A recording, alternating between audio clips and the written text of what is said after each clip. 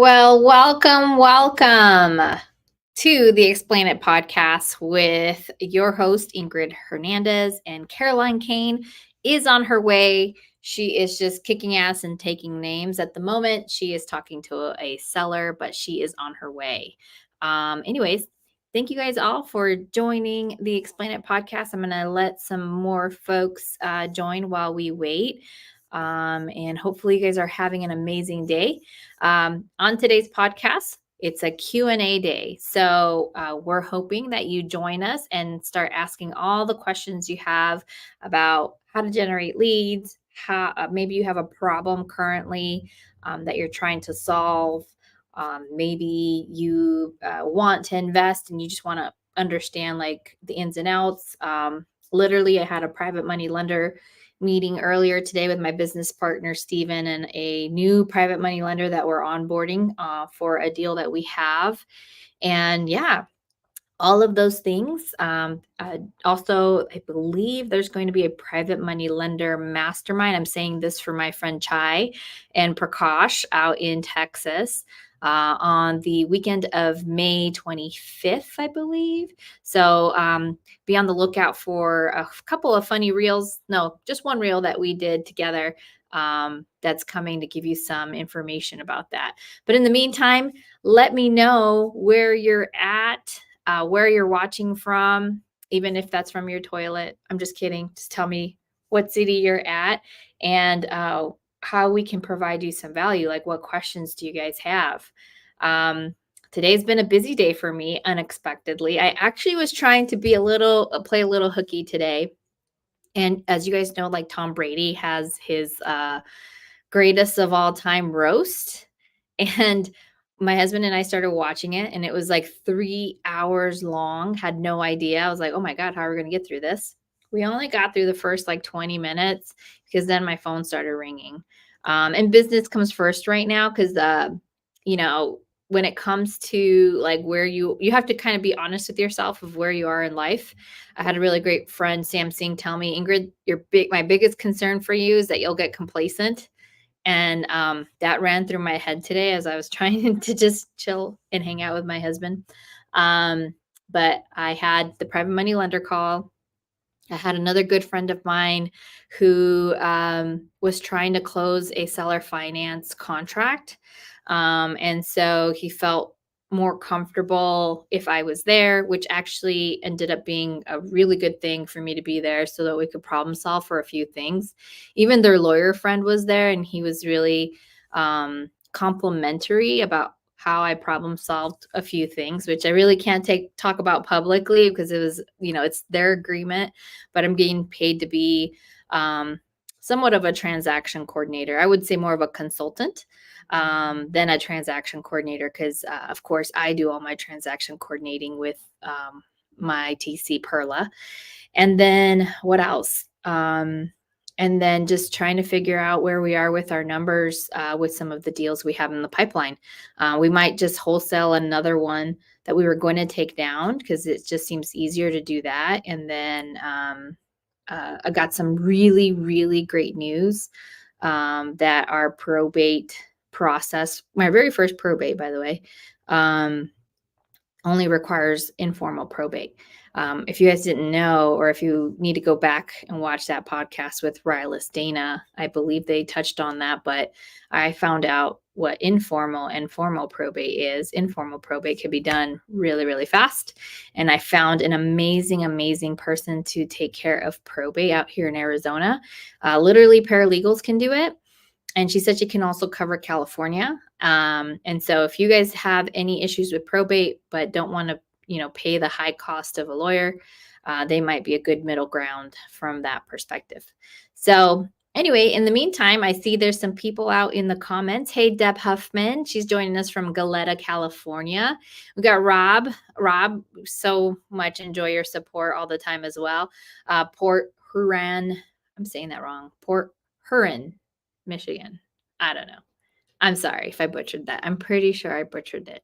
So, like I was mentioning, Caroline is coming. She's just stuck on a call right now with a seller. In the meantime, if you guys have questions or would like to get on the pod with me and ask those questions, I'd love to have you guys on. I'm going to put the link in the comments section. Come join me and ask your questions face to face. That's the best way to do it, in my opinion. We try our best with your commentary. Oh, yeah, my room does that. But would love to have you actually on the podcast with us. So, what do I have going on? As you guys know, in March, I was let go from my business and for my W-2. And so right now, giving it the good old college try, as they say, to just be an entrepreneur 100% of the time. And the great news from a revenue stream perspective, by this time next week, I think we'll close, just revenue perspective, close to $80,000. Half of that really goes to like me. And then because of our flips, we have a good chunk in the pipeline as well. So far, so good. I give this sort of feedback to anybody who's thinking about quitting their W-2. There's some crazy statistic, I don't know how true it is, that says if you start your side hustle while you're at your W-2, you are like 30 to 40% more able to be successful than if you just quit your W-2 cold turkey and go on to that new job.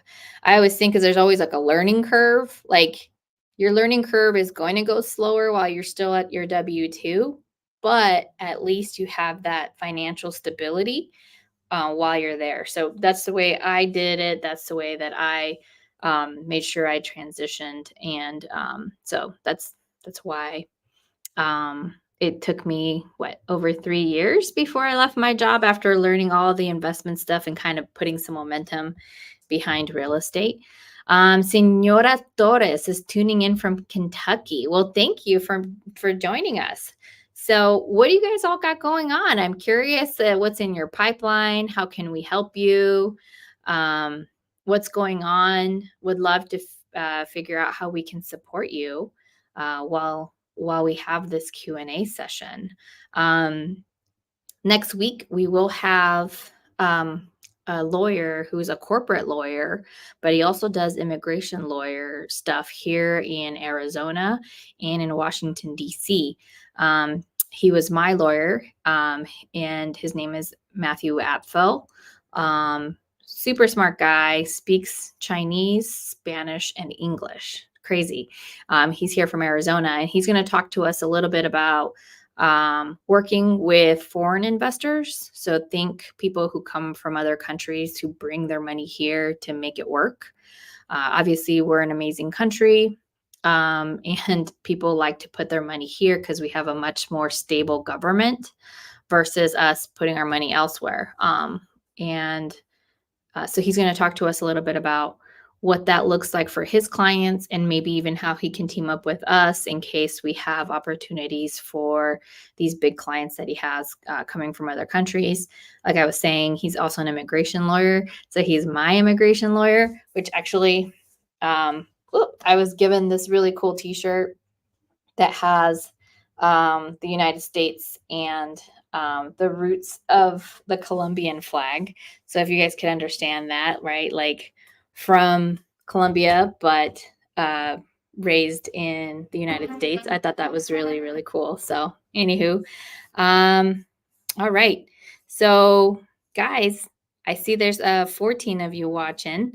Would love to see what kinds of questions you guys have in your business and how we can help you. Also, again, we'd love to team up with you in case you guys have any deals, or would love to underwrite any deals with you in case that might be helpful for you. We don't have to share addresses if not necessary, but let's see what you got. I'm going to put the link in the comments one more time in case you want to join. So here we go. Aaron Martinez has a question. Hello, I'm in Texas. The new pre-foreclosure list for June will be online this Friday. I just quit my W-2 and want to get a deal in 90 days. I'll be door knocking. Any tips on time management? Wow. Um, wow. So you're going gun ho. That's amazing. I'm in a season in my life that I couldn't go gun ho. So this is great. Like, good luck to you, Erin. That's amazing. Um, I'm the primary breadwinner in my family. So, um, going gun ho without, a W-2 to kind of help stabilize was not an option for me. So very cool for you. That's awesome. Some tips. Well, here's what I will say. Um, I am not an early riser. You know how like people are like, yeah, get up, cold plunge, do all these amazing things. I'm working my way there. I do know that there seems to be a lot more successful people who do those things than those who are maybe later. So I'll give you an example. My good friend Abraham Gray, he hates waking up early. He's a night owl, multimillionaire guy, right? And I'm like, okay, well, if he can do it, I can do it. Because for whatever reason, my brain enjoys going to bed later and I get to bed and then I wake up later in the morning. So, anyway, from a time block perspective, first figure out like who you are, Erin. Like, are you a night owl? Are you a morning person? I found it difficult to get up that early and start doing stuff. But you need a huge chunk of your calendar needs to be money making activities because you don't have that what seems to be the financial stability that you used to have from your W-2. So a good portion of my blocking now is I do money making activities. So I'm either lead generating, and for you, you have to figure out what that looks like for you. It seems like it's door knocking. It's about to get hot. And I will tell you that this is when door knockers start losing their steam. Um, and even Caroline will tell you this because we were recently discussing this. You'll have your door knocking activities, you'll make a connection with the seller, and then you won't follow up. Isn't that crazy? You spent all that time, that gas money, maybe that electricity money if you're a Tesla driver like myself. Um, and then you will lose those deals on the follow up. So if you're going to take the time to go door knocking, please put yourself on a follow up timeline. So, Erin, for you, figure out what time of day you're going to go door knocking. If they're in pre foreclosure, they probably don't have a job. So you probably need to just figure out what time best works for you. It doesn't matter, they're going to be home. And then just get on a consistent routine. That's the truth. And out here, if you guys are on Instagram, come check us out on YouTube and come ask your questions. So very good. And then all your admin work, honestly, I would either, if you're an early riser, do it early in the morning before 8 a.m. If you're a night owl like me, I do all my admin work probably after 8 o'clock. That's just the way it works. But you're going to have to probably put some long hours. It was interesting. I had a friend saying that like they were going to quit their job and go full out on real estate because they wanted more time with their family. And I was like, that's crazy because I actually feel like I have less time with my family right now because I'm in the building stage of my business. I'm building.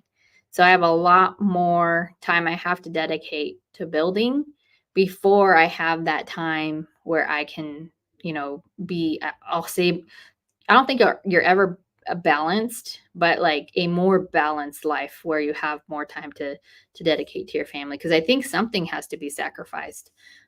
Put the link of YouTube. Okay, guys, I'm gonna make sure these folks know that I'm Ingryd Hernandez on YouTube, so that they know where to come. I appreciate that. Yeah, come join us, Garrett, and everybody else that's on Instagram.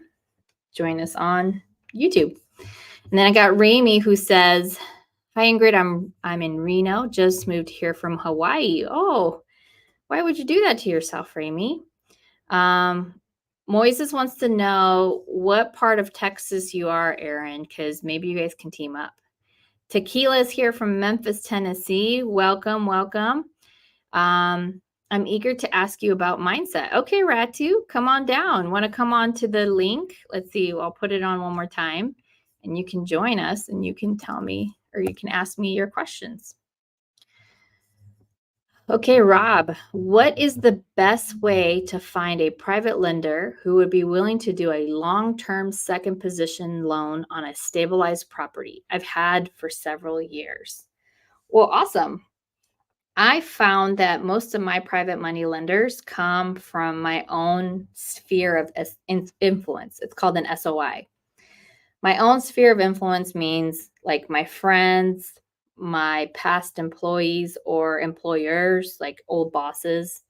I literally, my biggest PML was an old boss. He ended up selling some software. So now he's got a lot of money to play with. At one point, I think I had over $500,000 of his dollars deployed into different projects. But that's how much trust he had in me. And most of them were in second position. Even one was in third position. I know that's frowned upon and I understand why. But I also believe that if you have a really good relationship with your private money lenders and they know that you're somebody who is of their word, then they're willing to do that. And I'm happy to put personal guarantees on my loans because I've underwritten it. And then I have a second ball of pair of eyes. My business partner, Stephen Hunt, he will underwrite it. And then we'll look at that together with our private money lender, get their feedback. And if everybody feels good about it, there's no reason I can't back up what I'm investing with my personal guarantees. And I have my own personal assets and things like that. So a personal guarantee doesn't mean shit unless you actually own property or own assets. So in my opinion, your best way for a long-term private money lender is within your sphere of influence. Like I was mentioning, friends, family, past employee relationships, employment relationships, I should say. And then I would be specific to them to ask them if they have any retirement plans because a lot of them may have like Roth IRAs or self-directed IRAs. Those are the most common. My favorite is a self-directed 401k. I know a company called EQRP. We had them on the podcast, and that's where I put my retirement money. You get a lot more checkbook control. There's less taxes related to that. Example, UBIT taxes. So if you use a self-directed IRA and you invest into a syndication, and if that syndication is using any commercial debt, so think like loans, like big loans from like a bank, you actually have to pay taxes on whatever ratio that commercial debt was versus what was raised with people. I don't know why. I don't know why that was done. But just know it's something that impacts people who have self-directed IRAs. Now, if you have a self-directed 401k trust with EQRP, for example, well, guess what? You don't have to pay that tax. So when we had Joel Landon on the podcast talk about self-directed 401ks, he talked to us about how he's rescued people from having to pay that tax by having them come and change their self-directed IRAs to their products. So let's see about, maybe I can log in and give you guys the link that in case you're interested in EQRP, I'll put it in the comments. Again, I have checkbook control. What does that mean? It means that I literally get to just give them, I have complete oversight about where that money comes in. There is a reporting tool that it's called the 5500 report. If you have more than $250,000 outstanding or within that plan, you do have to report out who has your money and whatever. I'm slightly less than that. So I don't have to necessarily do that report right now, but as it grows, it's good to get into the habit of doing the 5500 report. That is the report that when you have a self-directed IRA, you're paying somebody else to do, which doesn't make sense to me. I'm like, it's just such an easy report that says where's your money sitting and where's it growing and how is it growing? Is it at 10%? Is it 12%? Whatever it is. So it's interesting. Moises says, I'd be sweating my peach off door knocking in this heat. Correct, Moises, and that's why people won't door knock right now. Hey, Carly. Carly's on my Instagram. Come to YouTube. Come on live with me, Carly. Who wants to come on live with me? I would love to add like, what questions do you have? Maybe you have stuff like, how did Squat Up go? A lot of people were like so excited about Squat Up. It was an amazing time. Anywho, everybody has that attitude right now, Moises. So if you can bear being out in the heat and door knock right now, whether you're in humid Texas or if you're in, oven hot Arizona, that will be your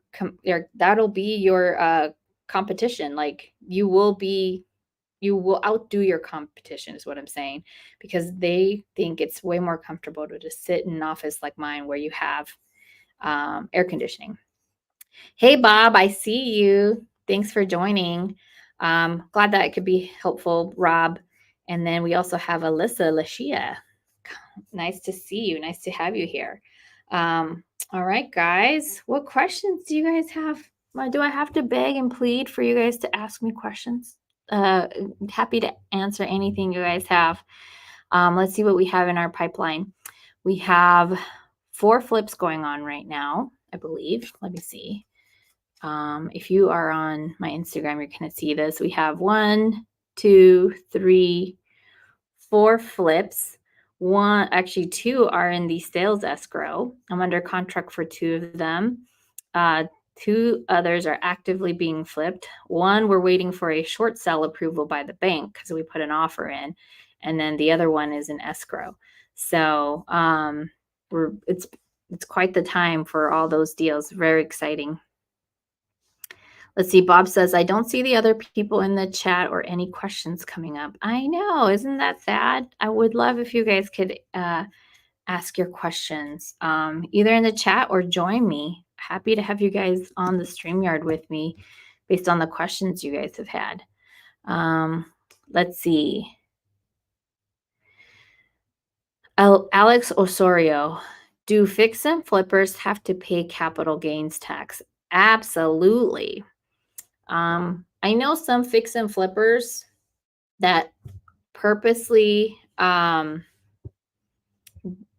property for like luxury. Like that's one of the luxury opportunities, that if you hold your property for longer than a year, you don't pay the short capital gains taxes. You pay the long-term capital gains taxes. But yeah, you absolutely pay capital gains. That's why whether you are wholesaling or whether you are fix and flipping, you definitely want to have a strategy of holding on to some properties. I say either keep 1 in 5 or 1 in 6 deals that you're doing if you can, so that you can offset that capital gains. And if you don't have a CPA or a tax strategist that's helping you figure out what that should look like for you, definitely get one. I just started talking to the owner of True Books. I'm going to butcher his last name, so I'm just not going to say it, but his first name is Matt.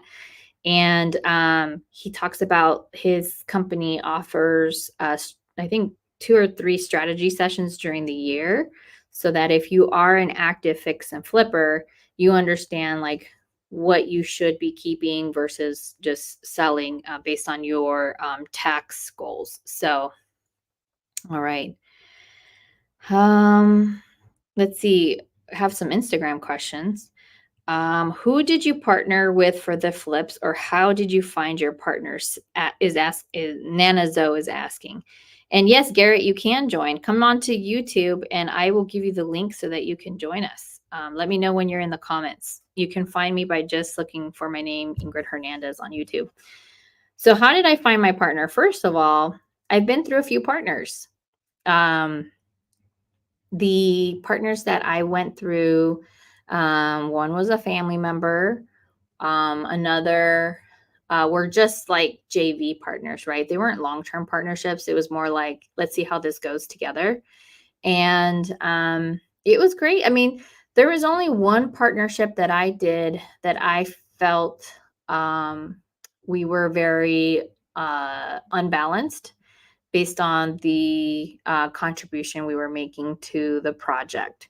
That one partnership has already ended because it was a JV. It was a deal that I lost a lot of money in because I didn't set up enough expectations.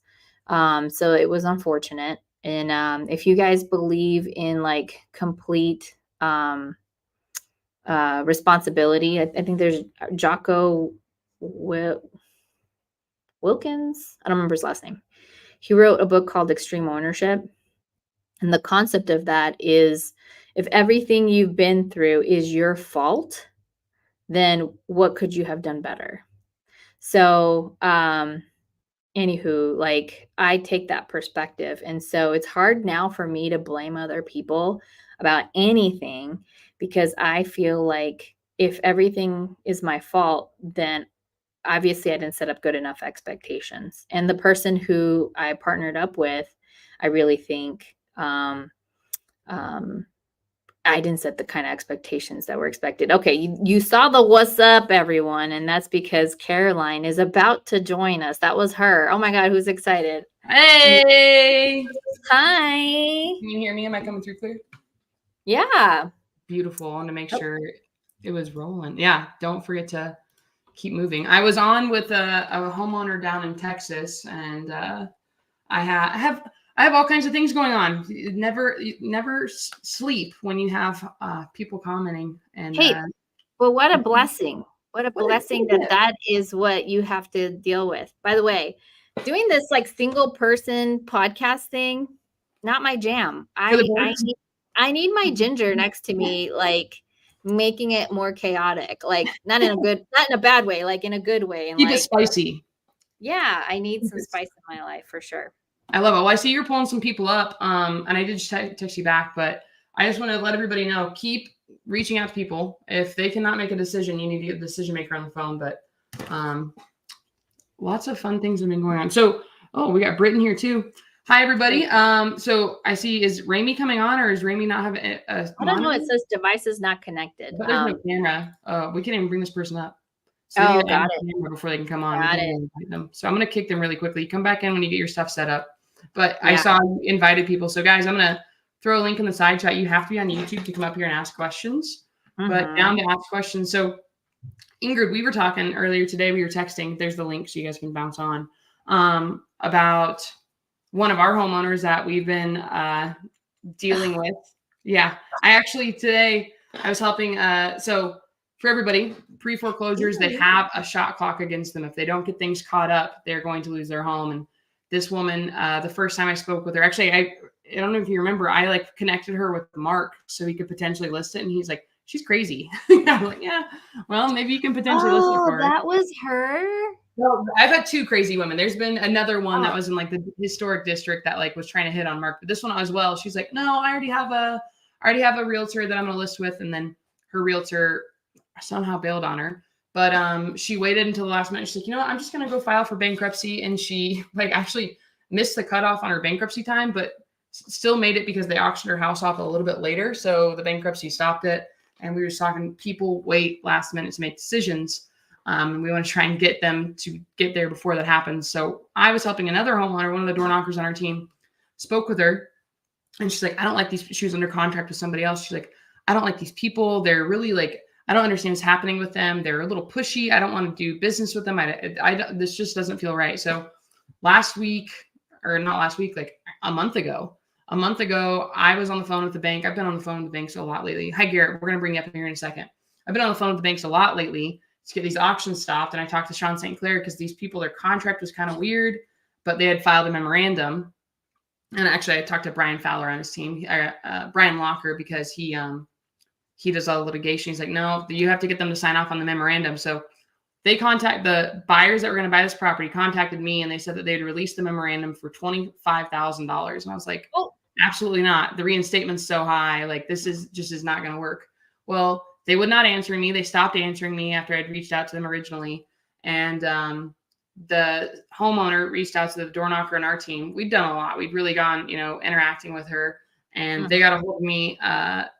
The buyers did not get a hold of me. Their title company contacted my title company because I'd filed a memorandum on it as well, because we were going to purchase it. And Danielle at title was like, hey, this title company wants to talk to you. Would you be open to talking to them? And I was like, sure. So they contacted me like, hey, would you be open to releasing your memorandum?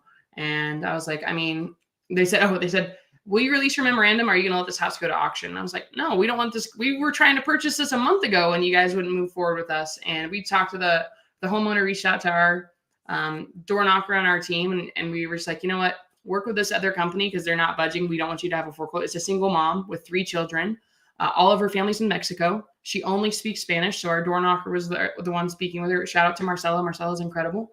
And we're just like, listen, they're not willing to work with us. Our attorney said we can't do anything to fight this. Like, just go with this company. And I forgot that we had the memorandum on file. And I was like, sure, we'll release memorandum for some money. So I hope Marcella's not watching this. I'm excited to surprise her with what we get from the memorandum being released and sending it to her. But I didn't really, and I'm excited. So I had to go today, and I was trying to get the memorandum notarized. FedEx does not notarize. My Chase Bank would not notarize. There was nobody there. I had to go all the way to a freaking UPS. So Marcella, yeah. So if you guys know Marcella Clark, go tell her she's doing awesome. And before I bring you up, Garrett, just for everybody else on here, Marcella's been door knocking and just like taking advice from me a little over 2 months now. Keep doing the work. It's going to pay off. Like it took, Ingrid, how long did it take for you to get your first deal from investing? From when I started dedicating myself to the phones? Mm-hmm. 4 days. 4 days? How many calls did you make? They were all follow-up calls, and they were from 3 to 7:30. 3 to 7:30. Follow-up calls from what? For what? So if it was pre-foreclosures and tax liens or any kind of liens. Yeah. And was there auction date coming up soon? I don't remember anymore. It was an HOA lien. Mm-hmm. And he had lost his job, so he didn't have a means. Like the HOA lien, I don't even think was more than 3,000. It was around that though. Yeah. Find that it's frequency, guys. Making enough conversations, finding ways to get a hold of people, and that's what the difference is. And I mean, there's so many people I've talked to like, I'm trying to get traction. And then once they go and do something consistently, it pays off. So I tell everybody it takes 100 days because you're learning, especially you. And here's the difference: it took you 4 days. But you had real estate experience. So I was just going to say that too. I had one leg up. I know how to talk to sellers. Yes, absolutely. Plus, by the way, guys, when I was in high school, I literally did telephone sales for like 3 years. We used to work for a company, and I worked like 20 to 30 hours a week as a high schooler being on the phone. So I got used to it. Yeah. So some of the people that I was showing how to door knock had no experience doing this. So a lot of people that are on here, maybe none of you guys have experience. So all I'm saying is go practice, make enough phone calls. I've been interacting with people that are sending me leads, and I've been calling for them. I'm like, you just need more reps. Just keep identifying, qualifying those people. But my first deal took me a few months. I think it took me right around 3 months to get my first deal. So I like to, under promise so you guys can over deliver. And my team actually, they got to close on that deal with you. Thank you, Christy. Oh, there we go. Well, thank you. But it was a random thing I had to do really quickly so we could get everything. I don't even know if they emailed me back yet to get this set up because their auction was for tomorrow. So anyways, had to move fast. Actually, that title company has not called me back yet. So let's see if they emailed me back. But anyways, I want to bring Garrett up so we can get to your guys' questions. If the rest of you guys want to jump on here and ask questions, hop in on YouTube so we can answer them. Can I close up one loop that I left open? I'm so sorry. So yes, people were asking me where I found my partner. I dated a lot of people who were partners of ours. And then we ended up working with the Hunts. So now I exclusively flip with Stephen and Angel Hunt. We have an LLC together. So now we're married. Before I used to do JV agreements, everybody had their own LLCs. Now we have one LLC. We've had really, really great experiences with them in the past. And after doing like a couple I think we did 4 deals together. Three of them flips, one of them a wholesale. Like it just felt really good. Like our values were similar. We love them. They're in sub 2 with us, and we had like face-to-face, discovery conversations with them. And like, so it was me, Mark, Angel, and Steven. And so it was just a vibe. We're like, let's do this. Let's get married. So yeah. You guys have all your values aligned too. Like those are good people. You guys are good people. They're good people. And that's another thing. Like there's going to be turnover in whatever you do. And sometimes like the way that I communicate doesn't resonate with other people. Sometimes the way that you've told me so many times that she will tell the dirtiest jokes. I know she seems like a sweet mom, but she is hilarious and tells dirty jokes. So different strokes for different folks. We all want to help you guys be successful, but just know you're going to kiss a lot of frogs before you find your prince. But let's bring Garrett up and answer his questions. So what's going on, Garrett? Oh, how you guys doing? Doing well, man. What about you? How many whiteboards you got behind you? What's that? How many whiteboards do you have behind 3. you? I got one for goals, painting, and then just like faith stuff, verses on that one. So nice. Pretty different. Ingryd, how's it going? Good. Aren't you in Alaska? No, South Dakota.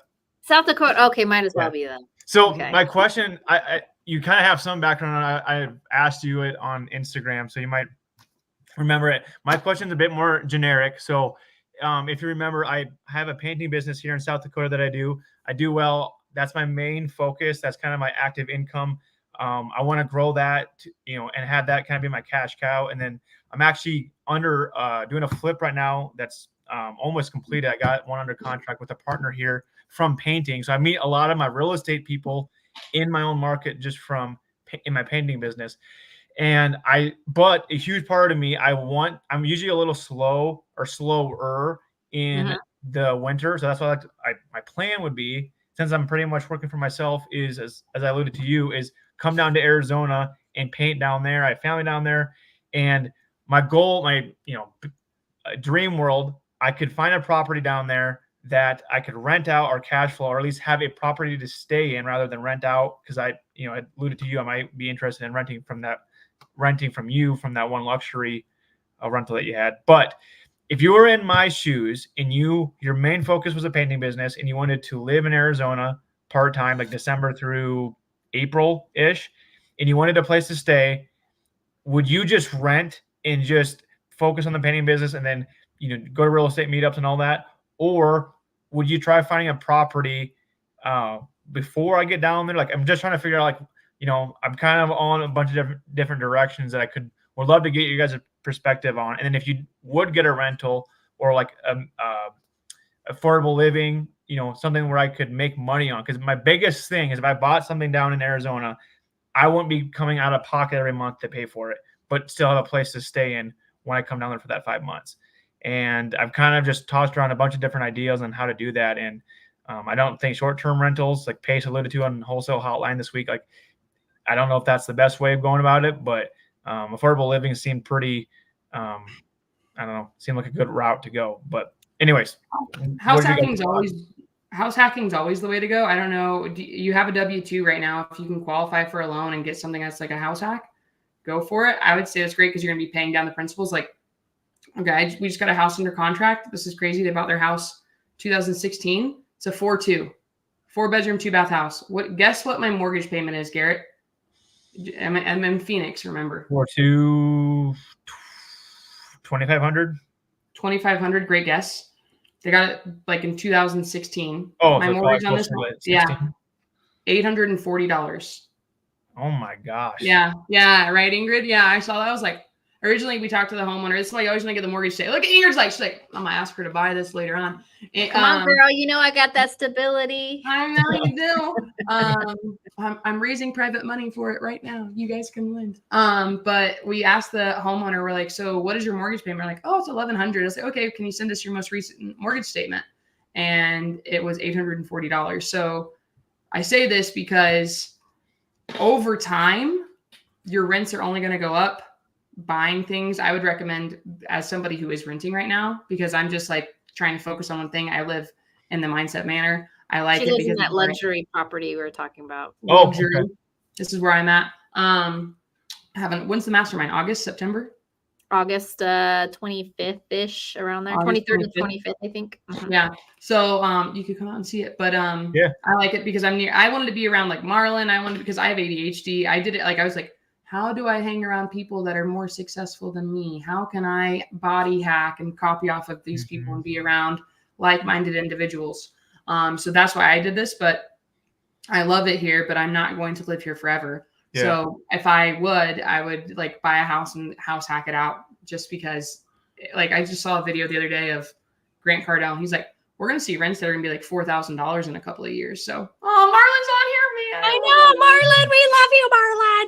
I was talking to him the other day. So, but it was all about the campfire effect for me. So I wanted to live in so you could do something like that. But yeah, if you're only go enjoy North Dakota or South Dakota during the summer when it's 1,000,000 degrees here and then back and forth. That's my input. But Ingryd owns more properties than me. I've been like, let me get rid of this. Let me stock up my cash right now. So Ingryd, what would you do? Oh yeah. And then Marlon's running across. If you guys did not know this, I'm going to grab my hat in a second. Marlon is running across the country. They're raising awareness for human trafficking for peer-to-park.com. So to end it. And if you did not know this, most children get abducted at the grocery store and at Starbucks. And I never knew that until Marlon told me. So thank you for throwing that out there, Ingryd. But I'm going to hand it over to Ingryd and let her answer the rest of that. Okay. So my perspective is this. As somebody who has and will own more properties, there's a lot of things that happen with them, a lot of things that go bad in them. And so if you are somebody who feels they've stabilized where your income is coming from and you have a good nest egg for the incidentals that come up, you have good credit. Because I think I've told this story before. I bought a property and both of my ACs went out and I didn't have any reserves. What saved me was having good credit. I was able to just go get a 0 interest line that I found an AC company that would finance it. And so I used the cash flow for the first year to pay off the AC units. So if you don't have great credit and if you don't have a good little nest egg for any incidentals, you may be putting yourself in a precarious position. So that's what I would say about owning property. Unless you team up and you already have a really strong relationship. I think you said you have family members that live here. Yeah. Like if you have really solid relationships with them, they're super stable. Your first approach might either one be house hacking like Caroline. So like people are paying down and you can build up those reserves much faster. Or two, buy with the family members or partners that are here who can help you with that stability. Or thirdly, do find something like the Manor where it aligns with some of the goals that you're trying to achieve, which is like be around other investors, learn from people like Marlon and Caroline. We have Linda who lives there, Teresa and Darren, all great entrepreneurs. And it's really a really great vibe to be around other people who are like-minded. I mean, it is. I'm not saying I felt that when I went down there during that wholesale summit in April last year when I met you. It was unreal. Like I haven't felt that since. Like, when I get around like one investor and I hear in Rapid or South Dakota, I feel it. But like it was just another level. I don't know if you went to Rich Summers. They had a meetup at one of Rich Summers' place in Paradise Valley, I think. It was in April as well. Oh, that was a good one. I saw that. That was like actually I just saw that property listed. They're selling it. One thing, really? Ingryd, I talked to. Here's a fun market fact. Actually, Ingryd, I don't know. We need to get I need a sound thing. Market facts about Phoenix. Last week, Ingryd didn't tell us this, but I was like, what's the average days on market? You got to tell me what that number is. But I was talking to some buyers and I was like, hey, what do you think about this house over here? And they're like, oh, we're not buying right there right now because everybody is selling their Airbnbs. The Airbnbs are flooding specific parts of the market. And I just saw that property you're talking about was listed. I was like, dang, this thing looks sick. I was like, oh, everybody was just here for a meetup. So that house is listed on the market right now to sell. Wow.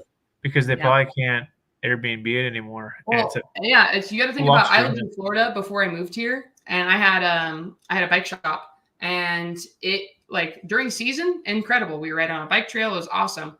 From June to October, it was desolate. We had nobody in town. We were heavily Canadians came to where we were. during the, I was like, why am I even open in June? Because it's like rainy season in Florida. And it's just, nobody wants to be here in the summer. Like Ingryd's trying to buy houses up north so she can escape with her children. Like it's hot. It's not, I mean, the one thing I have liked moving here though, because there are so many families, we got Dave and Buster's, we got Main Event, we got Fat Cats, you got like 90 things you can do indoors, which is cool. But during the summers, especially if you don't have a pool, and I mean, who's going to come here for vacation in the summer? But if you don't have a pool at your Airbnb, they're not succeeding. So I'm not doing short-term rentals. Again, I'm focused one thing at a time. Again, that's one of my favorite things about Marlon. He's like, I'm really boring. I'm like, no, you're not. He's like, I just focus on stuff. But Airbnbs are struggling here. I mean, Ingryd, you would know, again, Ingryd knows more than me because she's seeing more properties like that. But what would you say? Yeah, absolutely. We actually have a list of 10 properties. We may even get more of a failed short-term rental strategy. So somebody bought a lot of them and tried to put a lot of them on short-term rental and they failed. So now they're not performing and they need to be sold. So these debts are in a place where they must be sold. From what we're seeing, they're being sold probably like 80 to 85% on the dollar. And because we did talk about pad split, and actually my next call is to talk to Maureen, the investor queen, is to see if she wants to buy any of them to make into pad splits, because many of them are in Scottsdale and in that area per se, and they don't have pools. Like, I was like, what are you doing buying a short-term rental without a pool? Like, this doesn't even make sense. So for you, Garrett, this is my very, I understand this. I'm super conservative, so I may not be extreme. I might not be like Samsung, like burn the boats, A plan, go for it. I'm not that person, so you have to understand yourself, okay? And no HOA, by the way, Maureen. So I would rather you hang out in the manor for the first season you're out here. Yeah, and I like that. Get the lay of the land. Figure out where you do want to buy a property. Maybe you buy a property while you're here so you can be more scrutinizing of the very best deal you can get. Yeah. And then move forward. So that would be my recommendation, because, again, you're going to be around the right people. You're going to have amazing amenities. I mean, Caroline, you don't even use all the amenities, right? Cold plunge, pool, 2 fire pits, a hot tub, citrus trees. I love all of our amenities. I think Marlon, if you're still on here, somebody moved the hose from the back to the front, and I can't take it off. We need a tool set at the house. Come get Mark over here a tool set so I can move the hose so I can. I want to refill the freaking cold plunge because we drained it through the winter when the pool was cold enough. So I've been wanting to take a cold plunge, but I can't. I want to use the amenities, but I can't. Ingrid, and I don't want it. She did. Ingrid is actually, I would say, she wants to go through Marlon for everything, but Marlon's doing 90 things. So I just text Ingrid when I put them both in a chat. I'm like, hey, the fan's not working. Girl. So who's Marlon? I don't know who Marlon is. You don't know who Marlon? Can you see his picture right here? It's this little Marlon Johnson. Let me pull him up really quickly. Honestly, you should get to know Marlon. I actually tried to connect my cousin with him because he's just great. One of my favorite human beings. I've told him this. When you talk to Marlon and you look into his beautiful caramel eyes, you're the most important person in the world. Nobody else matters in Marlon's eyes. He's just like, Marlon is the only, I'm going to say it, the only reason I moved into this house is because of Marlon. He's really focused, again, super niche. He's focused on, oh, look, I can find all of his info. He's got 6 former usernames. Silky P. Johnson. I know one of them. But anyways, Marlon's great. He is just a fun guy overall. Actually, in January, I don't know if he's uploaded it. In January, we went skydiving together, solo skydiving in Florida. So we were not attached to anybody, but he's here. You can see all the stuff he's running across America. But I moved in here, and last year, his room is literally, if he was home right now, I'd be like, Caroline, can you close your door? His room is right across from mine. And I will go over, he probably talks about his primary mission in there, but last year he did $500,000 in 3 months. And I was like, oh my gosh, I need to step up my game more. And he's one of those people that makes you uncomfortable, but in the nicest way. Great. One of just a genuine, great human being, but he's a high performance coach for men. And just a good guy to know all in all. He's helped me comp deals, figure out exit strategies. I've talked about selling deals, and he's like, all right, you get a quick buck right now, but how would you feel in 5 years if you sold this interest rate? And I was like, dang, you're right, man. So he makes me like get uncomfortable and find other ways, but it's good because again, with my ADD, I'm like, oh, shiny object. Let me go do this. Let me go call agents. Let me go do 40 things. And it's nice to see, okay, have a morning, like I've had a morning routine, but like it's okay. Marlon's given me permission to say no. And he's just a really great guy, honestly. Yeah, and I like that. And that's something like, that's my biggest thing that I've like fell into is like, or that I've gotten good at, but like my biggest thing is like, I can understand, you know, like Pace alluded to this, is the hardest thing is picking one thing because they all make sense. And you hear, oh, this guy made this much. And then this guy made this much. It's like, or this girl, or or anyone, you know, and to me, that's the hardest thing is the shiny object syndrome. And like, for me, my biggest thing is focusing on my painting business. And I don't want to get too distracted to that, but I also don't want to like go 2 years, 3 years and not keep, I guess I have a flip going on, which I partnered on. And that's honestly, he's managing the contractors. I subbed out the painting to myself. And then we're both going to make a really good profit on this. I got to learn.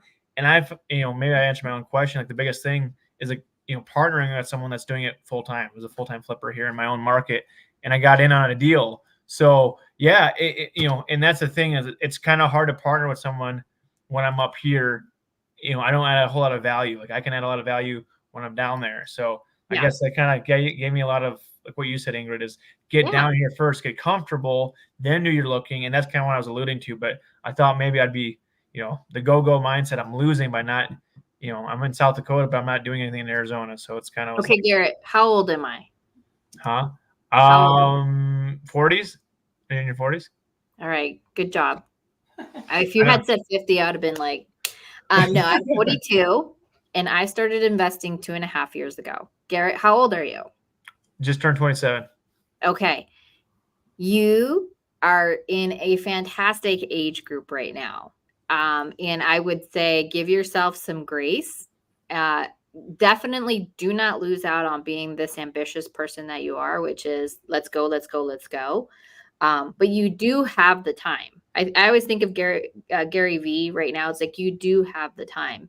And so one of the things that I would say be mindful of is not having kind of like this FOMO approach into making decisions, because that will lead into making bad decisions, because you're more interested in checking off a box than you are, is this a good decision?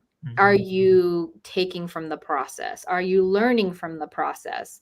And I've had my own experiences where I said yes to something just trying to check a box more than actually being conservative about how I take a look at this. Like to your point, like I did a virtual flip where I didn't have a good solid, circle of people that I could count on, and all these things that I could have done better. And I was like, well, duh, I failed. I mean, I set myself up. So I would say give yourself some grace. I think we're going to come up. I think after the election, we're going to really see what this market can truly bear. And I really believe there's going to be strong opportunities after that. So you might be coming into a market that's pretty amazing if you come this winter. You're in South Dakota, so you're not far from Nebraska. And I don't know if as I've grown, I've paid attention to the market more. Berkshire Hathaway, Warren Buffett, he's selling everything. He's getting very cash rich right now because he's not trusting things. Don't listen to what people do. Watch what they do, and another note for everybody. All my private money lenders on here. Get your money ready. I got deals lined up. Get ready to buy these things because this is going to be one of those stretching periods. Also, Kirk Anderson just texted me and he said, I'll come move the host tomorrow morning for you. So Kirk, question on that. Like if I don't have, like we had like the deal that I did, my partner had a private money lender and that's his relationship here. And he just does like pretty much investing in our market here. Like, you said, get your private money lenders ready. So like for me, is there anything that I should be doing other than focusing and just maybe make as much money as I can in my painting business this summer and have some of my own capital when I come down? But is there anything I can be doing on the side? And until then, like other than Go to obviously. meetups. I actually had a one-on-one. Ingrid and I don't know if you know, we had Devin Burr on here a while ago. We should probably get Devin Burr to come back on. And we need to get an affiliate code of Devin because he does whole life insurance policies. Ingrid could explain it better. Basically, you can get a life insurance policy against yourself and borrow against it. Ingrid's got more life experience and she's got a different brain than me. I need pictures. Yeah, I need pictures. Ingrid can just read and comprehend. I would say invest in yourself because you can just keep borrowing against that. You can buy all kinds of things with that. But I had a one-on-one with him and I was like, what can I do? How can I get to the next level? Where am I messing up? I have these people that are knocking for me. Like, what can I do they're like, go to more meetups, be at more meetups, be seen. Ingrid does that all the time. It's since I've met Ingrid. And we've both been, subject to shiny object syndromes. But one thing about Ingrid is she goes to meetups and she freaking networks. Like, you might be one of the best networkers I've ever been around, Ingrid. I mean that.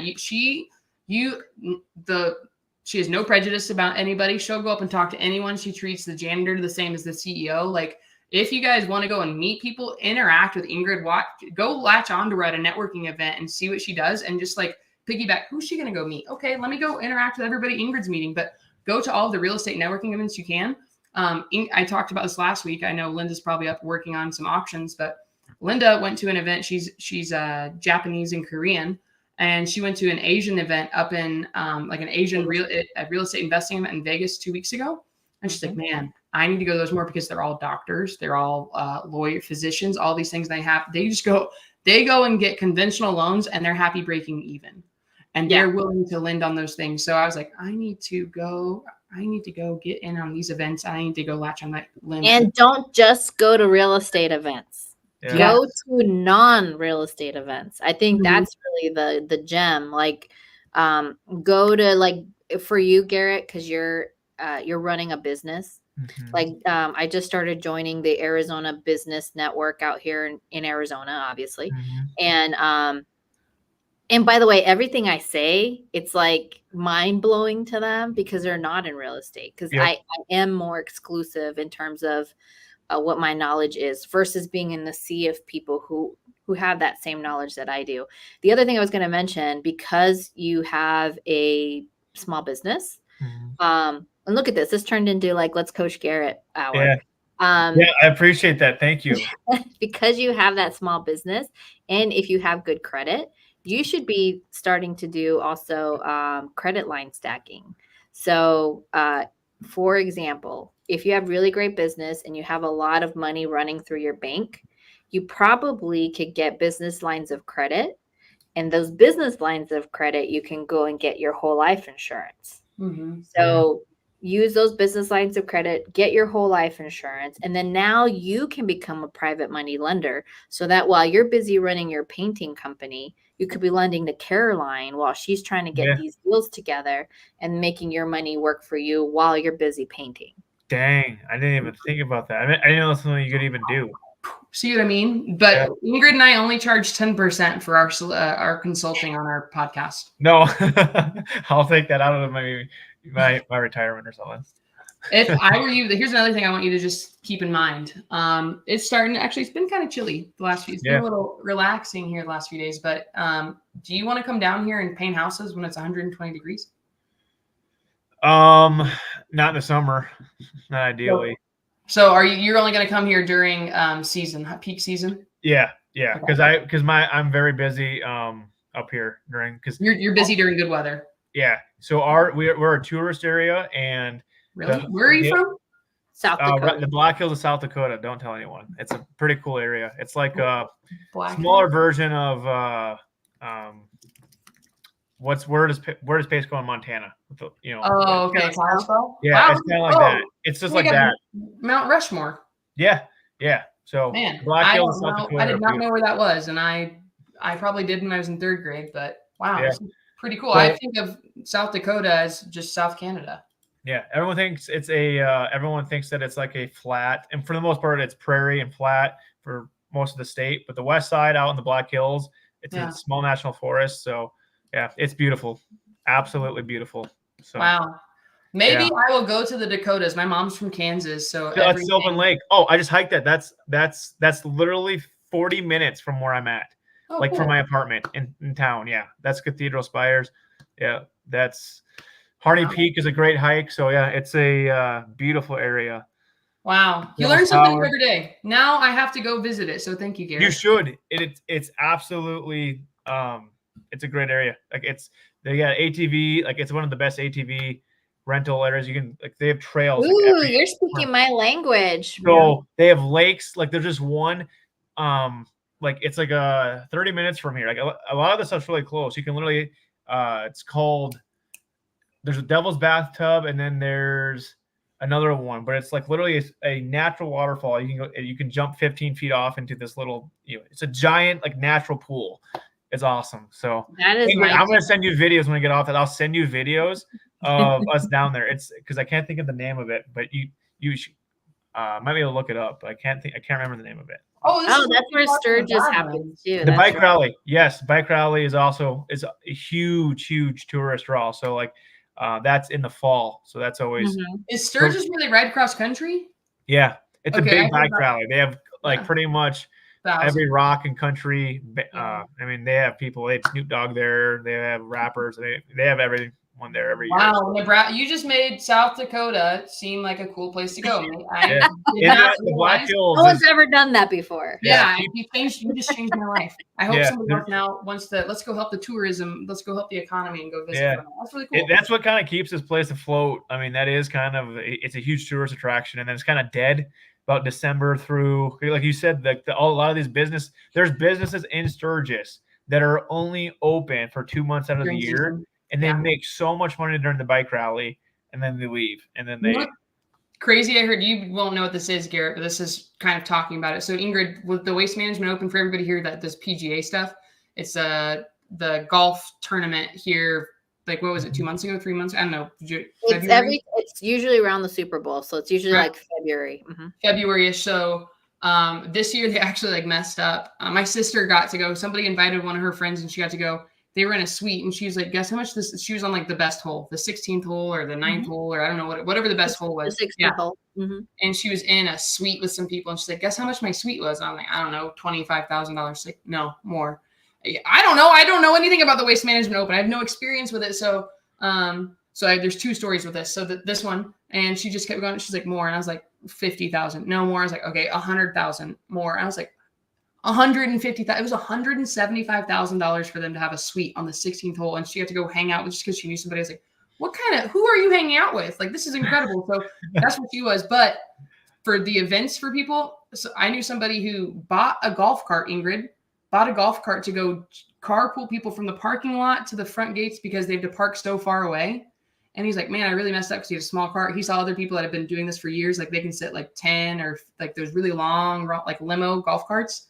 They make like $10,000 a day driving people back and forth just on tips from the parking lot to the front. Because they're like, oh, I know what we'll be doing next year. Dude, I was like, I'm going to buy a golf cart for the time. Oh my gosh, I would do that. for a weekend, just to drive people around. But you have to like, I'll take you. And he's like, everybody's like $100. And they're all like, we don't want to walk 3 miles. We'll give you $100 to get to the front. Oh my gosh.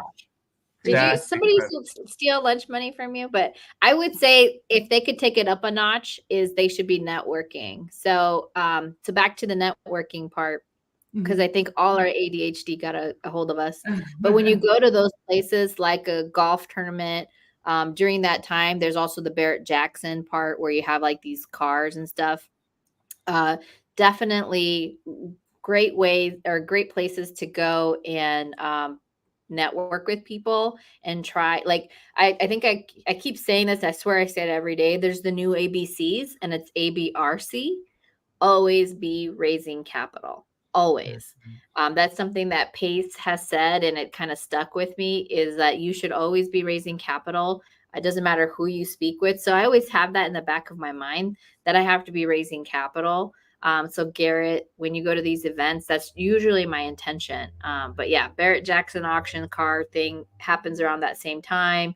And then spring training starts around that same, like right after that.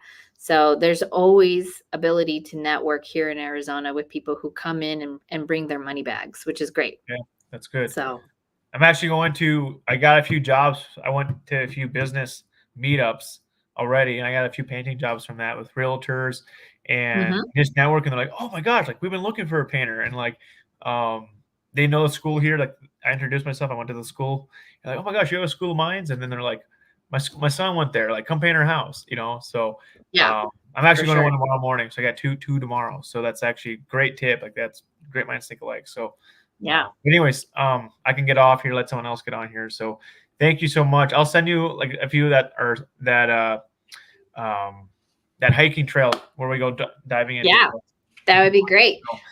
For sure. I know we're starting to close up. I have to get on our Arizona Regional Accountability meeting. So if anybody out there is in Sub 2 in Arizona, you should be jumping on right now. I'm sure Eddie and Tyler are on that call. But Garrett, I'm so happy we got to coach you for a bit. We would love to have you in the Manor if you're up for it, and see you in the winter. Yes, Caroline, Ingrid, thank you. Like I said, talk to you guys soon. Sounds good, dude. Sorry, I have to send something over to my title company right now. We'll see you guys. Scrambling to get it done before 5 o'clock. Nice seeing you, Garrett. Nice to meet you. Ingrid, I'm going to let you close this out because I'm 6 minutes late for this. Okay, no problem. Well, everybody, thank you for joining Explain It Podcast. I appreciate the people's interaction. See, things got good when Caroline joined. I mean, she is the yin to my yang, so really appreciate everybody out there. Anywho, join us every Wednesday at 4 p.m. Arizona time when we cover all your questions, real estate investing related. And like I mentioned, next week we got a couple of corporate lawyers joining us. So please make sure you bring your questions. Maybe you get a little free legal advice. Maybe not truly legal advice, but legal enough. So we'll see you guys next Wednesday, 4 p.m. Arizona time. Bye now. Peace. See you guys. Bye.